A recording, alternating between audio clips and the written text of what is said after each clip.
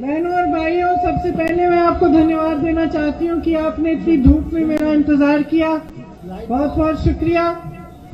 प्रवीण सिंह जी, निर्मला बराती जी, अवधेश सिंह जी, अनिल यादव जी, शाहिद शादाब जी, जीशान आलम जी, परवीन बानो जी, प्रदीप नरवाल जी, श्री विश्व विजय सिंह जी, श्री रमेश राजभर जी, अनाबिया, जानवी और मंच पर मौजूद सारे मेरे साथी, शहनवाज जी भी दिख रहे हैं, सारे मेरे साथी, कांग्रेस के कार्यकर्तागण, अनाबिया का परिवार और पदाधिकारी, कांग्रेस के पदाधिकारी, सबको इस स्वागत में सबका बहुत बहुत, इस सभा में सबका बहुत बहुत स्वागत।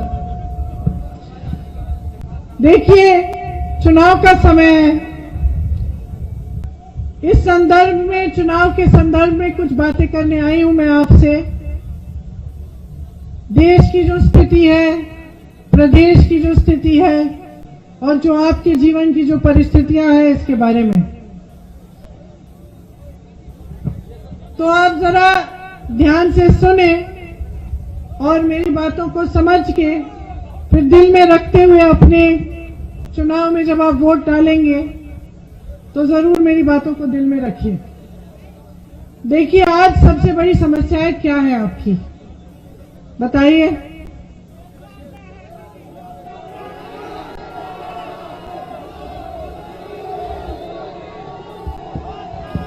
रोजगार, बेरोजगारी और महंगाई और किसानों की बड़ी बड़ी समस्याएं हैं। उपज का दाम मिल रहा है, नहीं मिल रहा। यहां छुट्टे जानवर की समस्या है?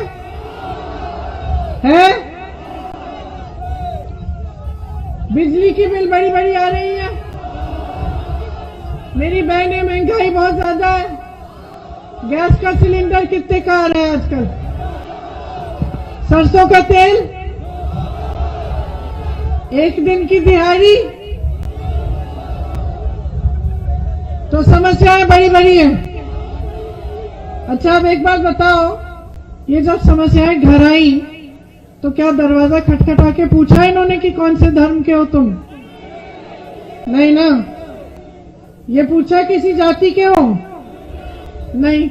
आ गई बेरोजगारी, आ गई। महंगाई जब आई तो क्या पूछा महंगाई कि भाई ये किसका घर है, हिंदू का है या मुसलमान का है? चलो मैं दूसरे घर में चली जाऊं, ऐसा बोला महंगाई ने? नहीं ना। तो जब छुट्टा जानवर खेत को चरने के लिए आया तो उसने पूछा कि ये किसका खेत है? अच्छा, इस जाति का खेत है, चलो मैं दूसरे खेत में चले जाता हूं, वहीं पे चर लेता। अच्छा, कि चर गया आपका खेत? चर गया ना। अच्छा, और ये जो बिजली का तार जा रहा है वो वाला, वो क्या पूछता है कि कौन सा घर है भाई, ये मुसलमान का घर है, हिंदू का घर है? और बिजली कहती है चलो भाई इस घर से हम पलट जाते, कहीं और चले जाते, कहती है ऐसे।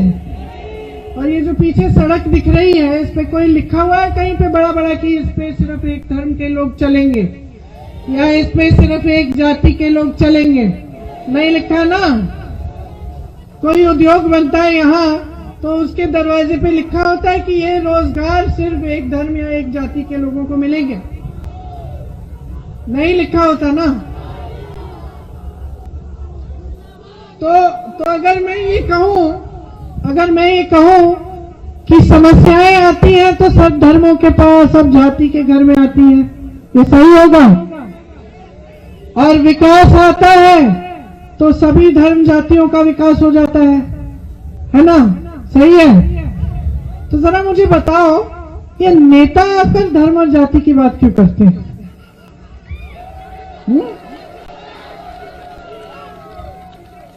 कोई वजह होगी कि ये बहुजन समाज पार्टी के नेता, समाजवादी दल के नेता, भाजपा के नेता सब आकर धर्म और जाति की बात, धर्म जाति धर्म जाति धर्म जाति क्यों करते हैं भाई?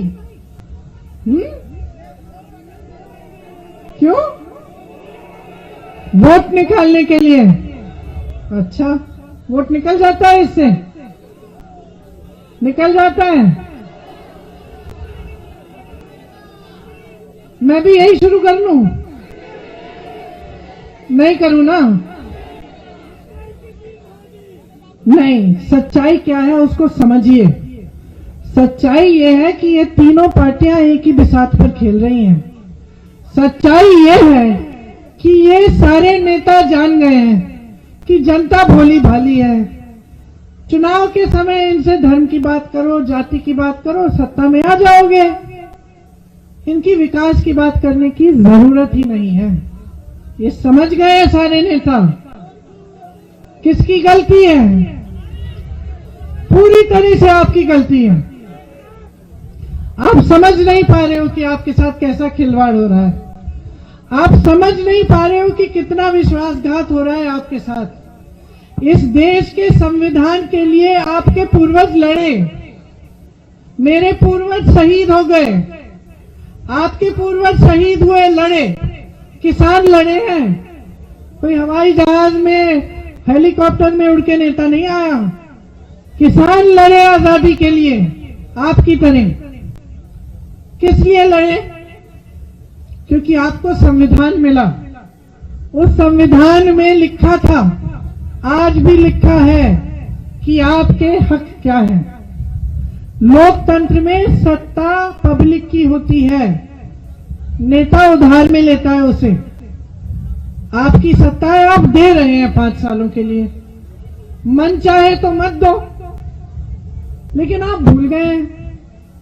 सारे नेता समझ रहे हैं, खुश हो रहे हैं। उनको तो सत्ता में रहना ही है।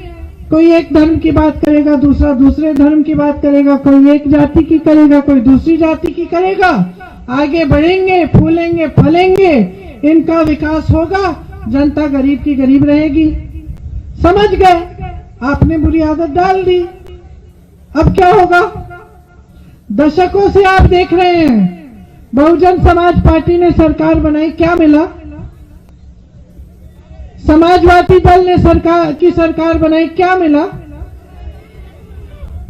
भाजपा की सरकार बनाई, क्या मिला? रोजगार मिले। अरे मोदी जी तो मंच पे खड़े होकर कहते हैं उनको पता भी नहीं कि छुट्टा जानवर जैसी समस्या है। इतने बड़े अंतर्यामी, इतने सर्वज्ञानी, आजकल तो विश्व गुरु भी हैं। अरे इतने बड़े विश्व गुरु, उनको मालूम नहीं कि उन्हीं के देश में, उन्हीं की सरकार में सबसे बड़ा प्रदेश और सबसे ज्यादा इस देश के किसान यहां उत्तर प्रदेश में इतनी बड़ी परेशानी झेल रहे हैं, उनको तो मालूम ही नहीं। और आपने, वाह वाह, आपकी भी वाह वाह, आपने हिम्मत दे दी कि मंच पे खड़े होकर कह भी सकते हैं कि भैया हमें तो मालूम ही नहीं था कि आपकी इतनी बड़ी समस्या है। चलो अब चुनाव आ गए, मालूम हो गया, सुलझाए देते हैं। आपके सामने 70 लाख रोजगार देने की घोषणा किसने की थी? किसने की थी? नरेंद्र मोदी जी ने और योगी आदित्यनाथ जी ने। अब रोजगार की बात ही नहीं करते। कहीं कोई ज्यादा पूछ ले तो कह देते कि हमने 4 लाख रोजगारों के एप्लीकेशन खोल दिए हैं। 5 सालों में 12 लाख सरकारी पद खाली पड़े हुए हैं। 5 सालों से खाली पड़ गए, कोई भर नहीं रहा है उनको, कोई भर नहीं रहा है। वो तो कहते कि हमें दिख ही नहीं रही है बेरोजगारी। मोदी जी तो कहते हैं कि हमने उत्तर प्रदेश में हजारों लखपति बना दिए।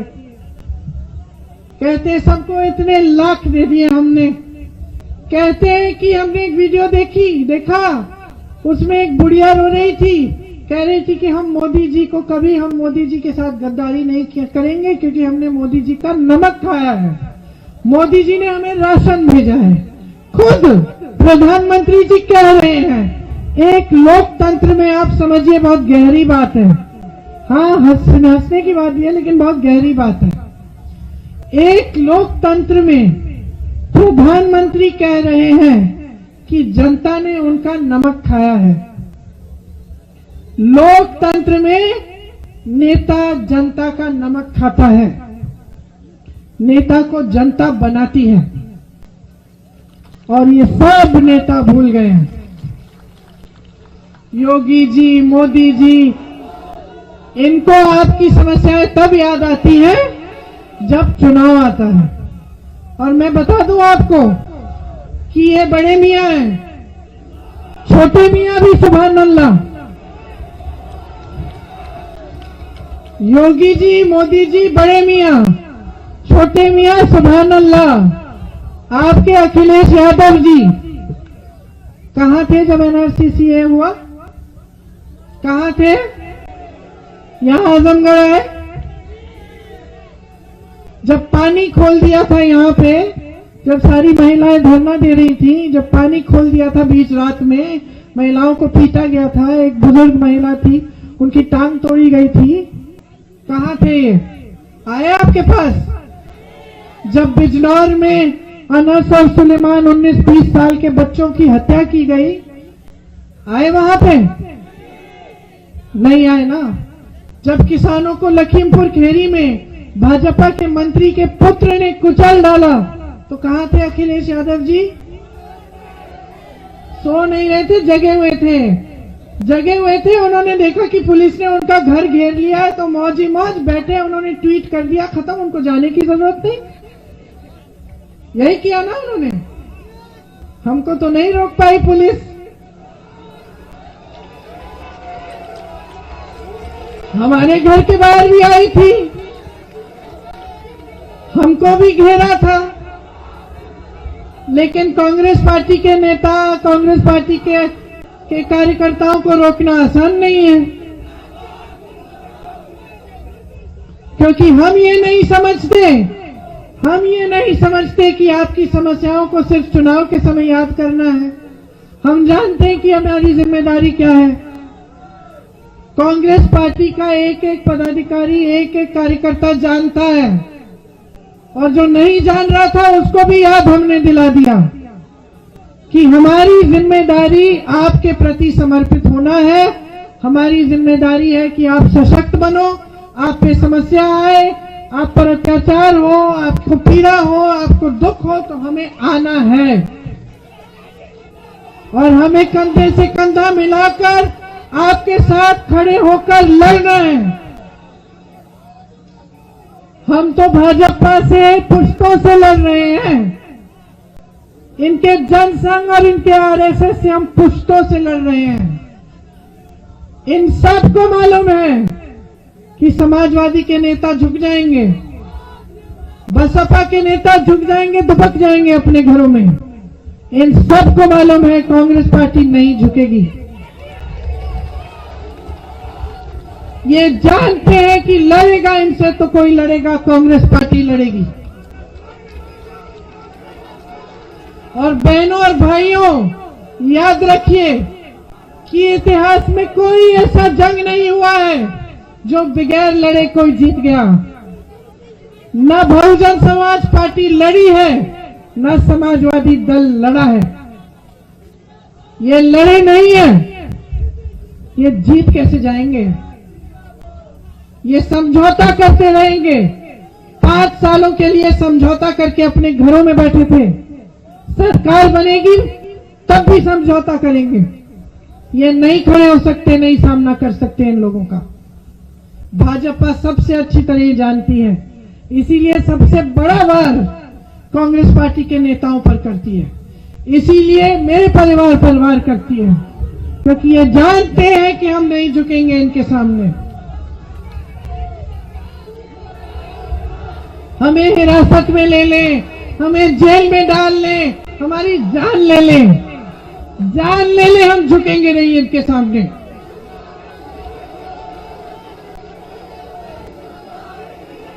हम झुकना जानते हैं, लेकिन सिर्फ जनता के सामने झुकेंगे हम, और किसी के सामने नहीं झुकेंगे।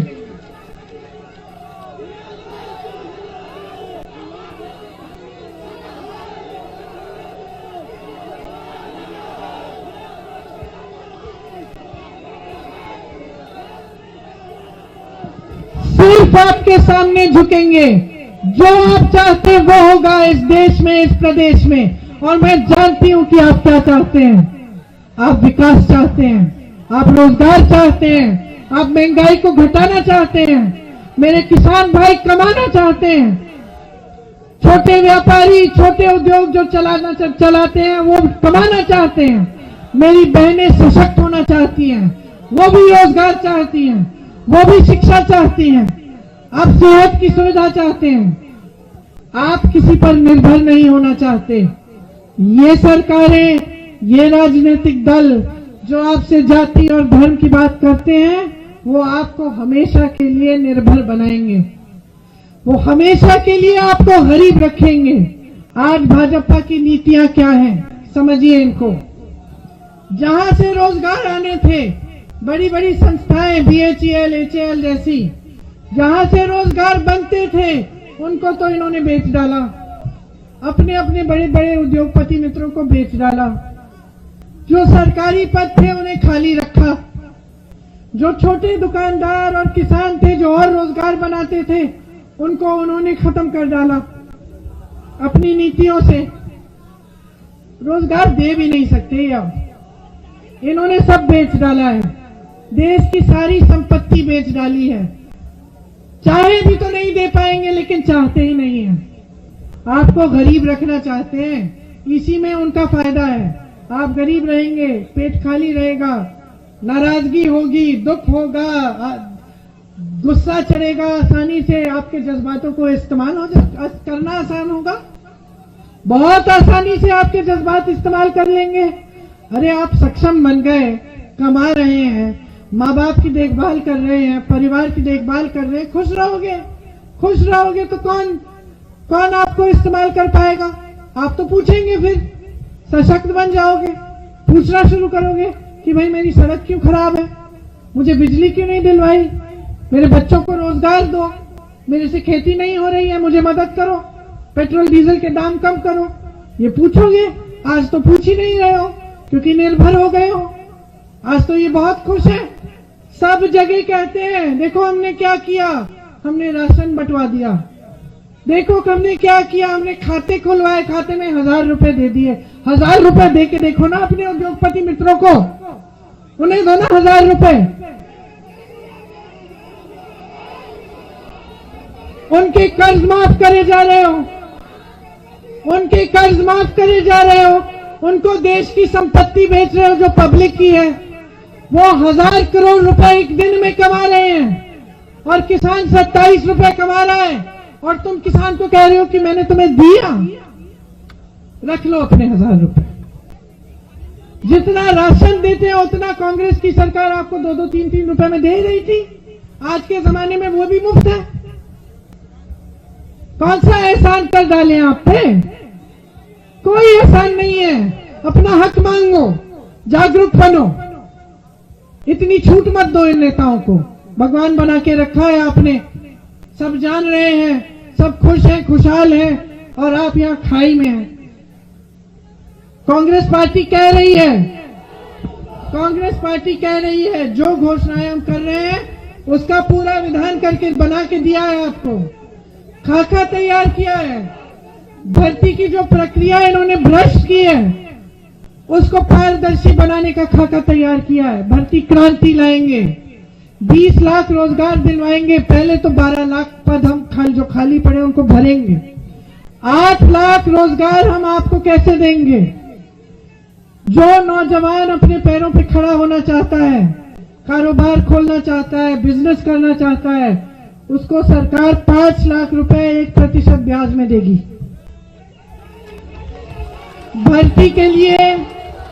भर्ती के लिए रोजगार जॉब का कैलेंडर बनेगा। ऐसा कैलेंडर नहीं, एक कानून लाएंगे हम, एक कानून लाएंगे कि किसी ने उसमें भ्रष्टाचार किया तो उस पर सख्त कार्रवाई होगी। जिस दिन परीक्षा दोगे उस दिन से नियुक्ति तक 6 महीने से ज्यादा नहीं होंगे। जिनको पहले से परेशानी है, जिनके करियर बर्बाद हो गए हैं, साल उनके गुजर गए हैं ये परीक्षाएं दे देकर, मेहनत कर करके, फीस भर भर के, उनके लिए एक कमीशन बनाया जाएगा कि सबको देखे कि क्या क्या समस्या है, उसको सुलझाने का अलग कमीशन बनेगा। इसके साथ साथ एक भी भर्ती की परीक्षा की फी नहीं ली जाएगी।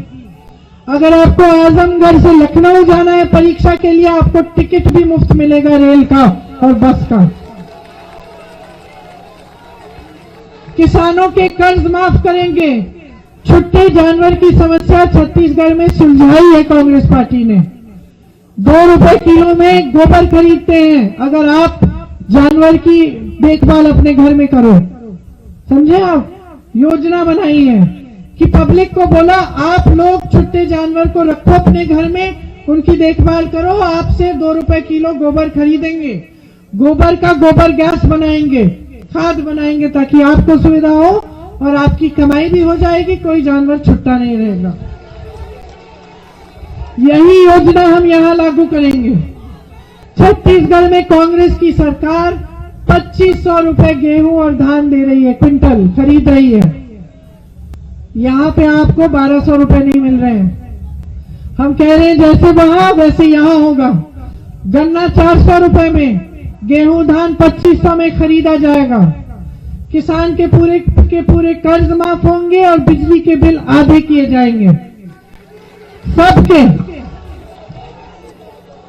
जिनको कोरोना में सबसे ज्यादा परेशानी हुई, कोरोना का बिजली का बकाया है वो साफ किया जाएगा। छोटे उद्योग, छोटे व्यापारियों को सशक्त बनाया जाएगा।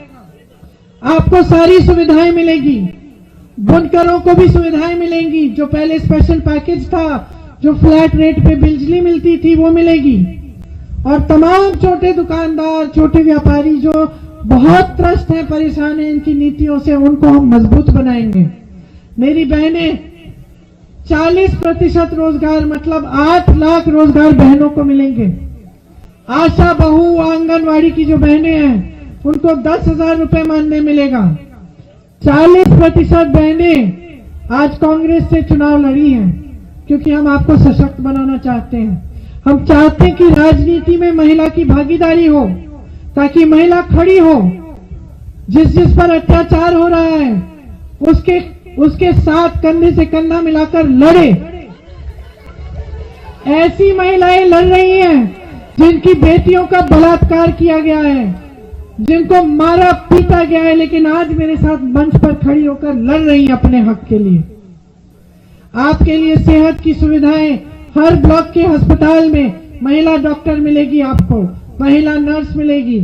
छात्राओं के लिए मुफ्त मोबाइल फोन, और जो आगे पढ़ना चाहती हैं उनके लिए मुफ्त स्कूटी मिलेगी, ताकि उनके साधन संसाधन हो, उनके लिए सुविधा हो।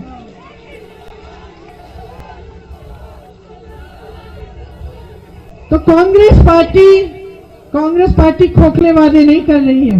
हम कह रहे हैं किसान के कर्ज माफ करेंगे, क्योंकि करके दिखाया हमने। 72,000 करोड़ का कर्ज माफ किया।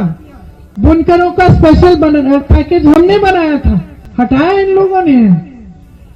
देखिए, ये सारे काम जो हम कह रहे हैं, छत्तीसगढ़ में हमने छुट्टे जानवर की समस्या हमने सुलझाई है। ये हम इसलिए कह रहे हैं क्योंकि हमने पहले करके दिखाया है। ये जो बड़े बड़े संस्था जो ये बेच रहे हैं, ये कांग्रेस पार्टी ने बनाई, तभी तो बेच पा रहे हैं। कहते कांग्रेस ने 70 सालों में किया क्या? मैं पूछना चाहती हूँ, 70 सालों में जो हमने किया हो तो तुमने सारा बेच डाला। तुमने क्या किया 7 सालों में? तो देखिए, इतनी लंबी लंबी चौड़ी बातें जो मैं कर रही हूं, इनका एक ही मकसद है, आपको जागरूक करना। सतर्क हो जाओ। ये देश आपका है, प्रदेश आपका है, शहर आपकी है, गांव आपका है, जमीन आपकी है, तो इसको बचाओ ना। दशक हो गए ऐसी राजनीति के साथ जो आपको गुमराह बना के आपको अपने जाल में फंसाए रखे हैं। ये निकल जाओ, इसको तोड़ दो, इसको निकलो इससे, नहीं तो विकास नहीं होने वाला आपका। ये आपके नौजवान सारे बच्चे खड़े हैं, बेचारे भटक रहे हैं, हर जगह रोजगार ढूंढ रहे हैं, इनको रोजगार मिलना चाहिए। बिजली, पानी, सड़क, ये सब समस्याएं होनी ही नहीं चाहिए। शिक्षा नहीं। आप ध्यान से सुनिए, ध्यान से सुनिए कि मैं कह रही हूं कि इस बदलाव लाने की शक्ति आपके हाथों में है। आपके हाथों में ये जो वोट है ना, आपका जो वोट है, ये आपके हाथों में संविधान ने दिया है। इससे बदलाव ला सकते हो बहनों। आप सबसे बड़ी शक्ति हो, आधी आबादी हो। ये लड़की हूं लड़ सकती हूं का नारा क्या है? ये नारा कह रहा है कि एकजुट हो जाओ, दिशा बदलो इस देश की। इस तरह की राजनीति को खत्म करो, विकास की राजनीति लाओ। अपने शहर में, अपने गांव में, अपने बच्चों के भविष्य को बनाओ। अपने आप को मजबूत बनाओ, सशक्त बनाओ। हम आपके साथ खड़े हैं। कोई भी समस्या हो, कोई भी अत्याचार हो, कोई भी पीड़ा हो, हम आए हैं। हम काम करते रहेंगे आपके लिए समर्पित हैं।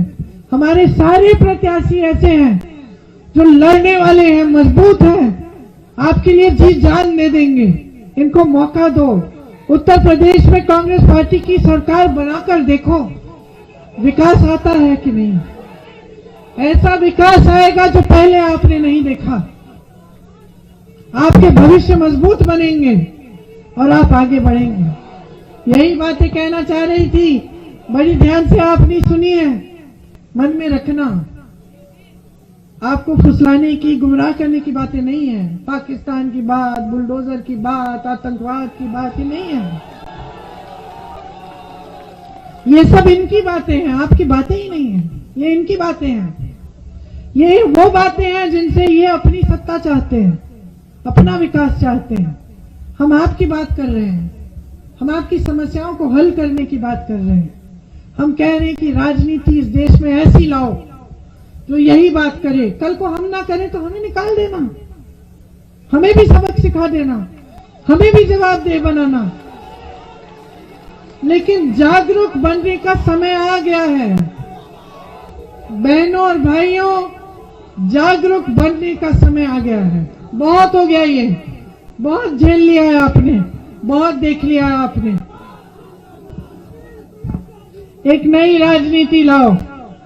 चुनाव के दिन पंजे पे मोहर लगा के, पंजे का बटन दबा के कांग्रेस पार्टी को आगे बढ़ाओ, ताकि आप आगे बढ़ोगे। बहुत बहुत धन्यवाद। जय हिंद। मेरे साथ बोलो एक बार, जय हिंद, जय हिंद, जय हिंद। याद रखो, आपका देश है, इसको बचाना आपके हाथों में है। धन्यवाद।